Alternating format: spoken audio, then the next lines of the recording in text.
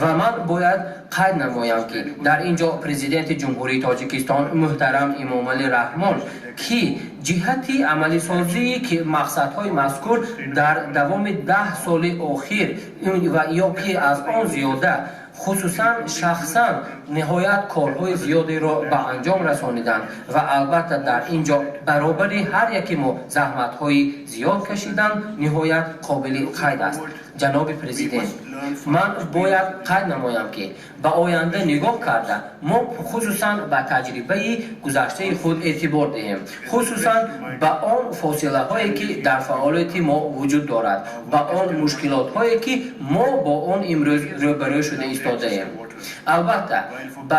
دسترسی به مقصدهای رشد 1000 ساله به تامین دسترسی پورا به آب و سانیتری امکان ناپذیر خواهد بود. تا سال 2025 دو حصه اهالی جهان شاید که از تنقیصی آب دشواری های زیاد کشد و چهره که در دوام خود همین مرحله موافق پیشنهادها امروز ضرورت به آب تا به 40% بلند می شود. البته از جانب دیگر ما انتظار هستیم که چنین مشکلات ها خصوصا در کشورهای نسبتاً کم ترقی کرده و کشورهای رشد یافته ایستاده که در منطقه های خرد جایگیر شده اند نهایت مشکل آور خواهد بود. در اینجا خطر آبخیزی ها و خشکسالی ها از سبب تغییرات اقلیم و دیگر عوامل ها به حیات هر یک شخص و اینجوری سرچشمه زندگی هر یک ملت و کشور تهدیدی زیاد رسانیده ایستاده است. ما اینچنین باید که راه‌های نوی همکاری بین دولت‌ها را اوید به مسئله های آب دریافت نماییم و البته در اینجا به منفعت های دو جانبه بسیار جانبه اعتبار داده در اساس باوری کار خود را پیش بریم. از جانب دیگر ما امروز در عرفه انجام یابی 10 ساله قرار داریم که این البته برای هر یکی ما یک کاری نهایت خوب بود. جناب پرزیدنت، من میخواستم قید نمایم که امروز شما اینچنین درباره تمام لایه‌هایی که در سطح جهان عملی شده ایستاده است خبر دارید و جمهوری پاکستان یکی از کشورهایی می باشد که در بسیار پریخ‌های جهان در آنجا جایگیر شده است و از جانب دیگر ما امروز به بسیار مشکلات‌های وابسته به تغییرات اقلیم دچار شده ایستاده ایم که اینچنین مشکلات ما را آید به دسترسی به آب دوچند گردانده ایستاده است. از جانب دیگر ساختار کشاورزی ما امروز البته من گفته میتوانم که ستون مهره اساسی اقتصادات ما می باشد، لیکن امروز خیلی که هر یکی ما میدانیم در جمهوری پاکستان ما خصوصا از سبب نارسایی آب این ساحه ها را خوب رشد داده نتوانسته ایستاده ایم. ما در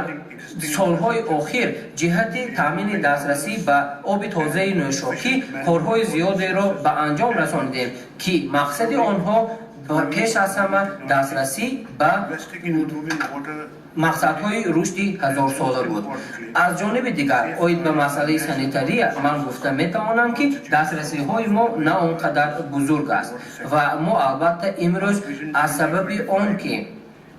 چنین مسئله ها چنین مشکلات ها به اقتصادات ما تاثیر رسانده ایستاده است نهایت نگران هستیم. پاکستان جانبدار آن است که دسترسی مردم به آب تازه به 100% تامین کرده شود، لیکن در اینجا ما باید که هم از نقطه نظری نیروی انسانی و هم از نقطه نظر ذخیره های مالیاتی چاره های ضروری بینیم. علاوه بر این البته وسیع نمودن انفراستراکچور موجوده، بهتر نمودن مسئله های دولتداری و اداره کنی ثمرناک ذخیره های آبی و استفاده آنها از جمله توسط استفاده تکنولوژی های بهترین و اینچنین سرمایه گذاری به بهتر نمودن صفت آب و از همه مهمش تامین نمودن نگاهداری ذخیره های ملی آب نهایت برای هر یکی ما مهم است. که این برای به دست آوردن افضلیت‌های اساسی ما در ساحه آب کمکی نظارت خواهد رساند. نظر ما و تا سالهای 2025 از آن عبارت است که ما باید که قرارهای ابجکتیوانه و توسط متدهای اینکلوزیوی قبول نماییم که آن البته برای عملی نمودن فعالیت‌های گوناگون در ساحه از زمانوی کنونی در ساحه تجربه بهترین و اینچنین کارهای علمی و عملی عاید و اداره آب میتواند کمکی کلان رساند. در آخر من میخواستم قید نمایم که آب این یکی از سرچشمه های اساسی برای رشد ما در سطح گلوبالی می باشد. این